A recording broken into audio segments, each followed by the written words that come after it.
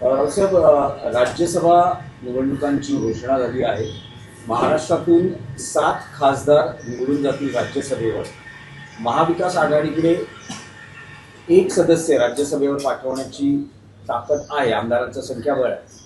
असं पाहता शरद पवार हेच महाविकास आघाडीकडून राज्यसभेवर जातील की आणखी काही पर्यायांचा विचार होईल? शिवसेनेची भूमिका काय? एक लक्षात घ्या, महाविकास आघाडी म्हणून जर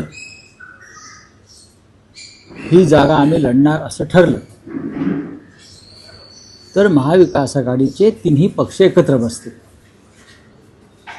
याच्यामध्ये फक्त राज्यसभेचा विषय नाही, विधान परिषदेच्या निवडणुकासुद्धा याच्यामध्ये आहेत. त्याच्यामुळे विधान परिषदा कोणी घ्यायच्या, मग राज्यसभेच्या एका जागेवर कोणी जायचं, त्या बदल्यात इतर पक्ष काय घेऊ शकतात, याच्यावर चर्चा होईल. आणि ती चर्चा फार लांबणार नाही. चंद्रपूरप्रमाणे निकाल लागेल आणि चर्चा सुरू आहे.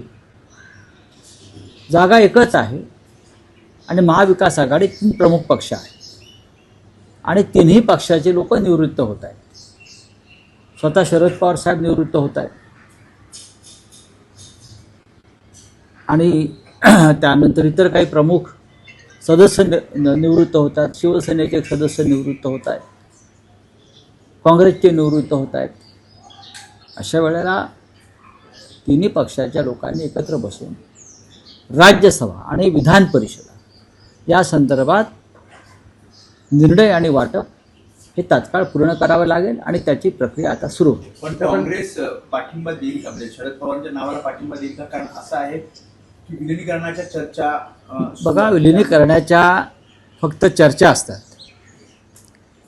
विलिनीकरण झालंय का?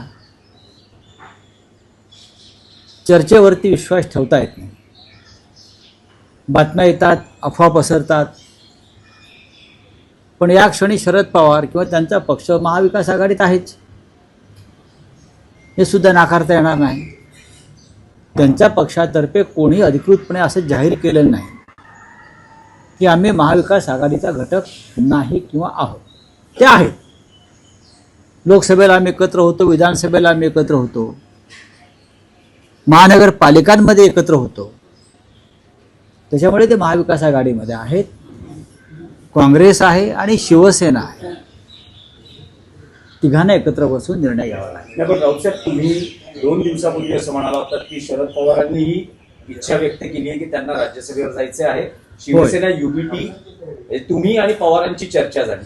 तुम्ही म्हणाला माननीय शरद पवार साहेबांशी जेव्हा माझी चर्चा झाली तेव्हा त्यांनी आपली भूमिका आणि इच्छा व्यक्त केली, होय मी राज्यसभेत जाणार आहे, म्हणजे मी उमेदवार आहे, हे त्यांनी माझ्याकडे ती भूमिका व्यक्त केली, इच्छा व्यक्त केली की मी राज्यसभेसाठी उमेदवार म्हणून मी इच्छुक आहे आणि मी निवडणूक लढणार आहे.